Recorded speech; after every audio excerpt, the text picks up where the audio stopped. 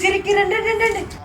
మీకు అర్థం కావట్లేదు, చాకలెట్లు మొత్తం అయిపోతాయి. మళ్ళీ మొత్తం ఇల్లన్నీ తిరిగేసి ఈ బకెట్లు మొత్తం నింపేయాలి. టంపలంతా నింపుకుని వచ్చారనుకో సూపర్ గా చాకలెట్లు. వెళ్ళండి.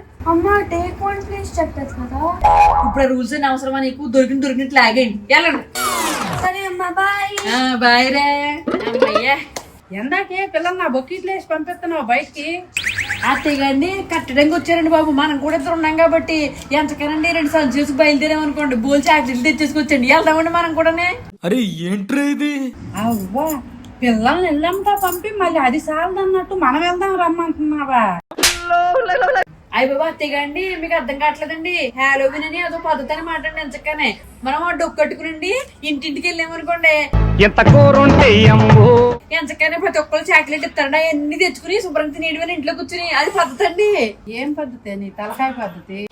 ఇంటింటికి వెళ్ళి మనం చాక్లెట్లు అడుగు తెచ్చుకు తింటాం ఏంటే? నా కొడుకు బోల్డ్ అని తెచ్చి అక్కడ పెట్టాడు, అవి తినక ఏం పద్ధతులు ఇయ్యి? ఏమోనమ్మా నీ పద్ధతులతో నాకు పిచ్చెక్కేదట్టుగా ఉండు బాబా. పిక్చర్ల గురించి వెంటనే కానీ లైవ్ లో ఇదే చూడటం. అంతేగాని మీకు అర్థం కావట్లేదండి బాబు. మీ అబ్బాయి గారు తెచ్చినేమో బయట వాళ్ళందరూ పట్టుకుపోతారండి, మనం బయటికి వెళ్ళి అవన్నీ ఇంట్లో తెచ్చుకోవాలండి. అదండి పద్ధతి. పదండి మీరు కూడా పెద్ద సంచి తెచ్చుకోవడానికి ఇద్దరు వెళ్దామండి బాబు. ఫ్రీగా వస్తే నువ్వు ఎలాగ తెచ్చుకుంటావులే బాబా, నువ్వు వెళ్ళి తెచ్చుకో. నాకు వద్దమ్మా, నేను ఇంట్లోకి వెళ్ళిపోతున్నాను.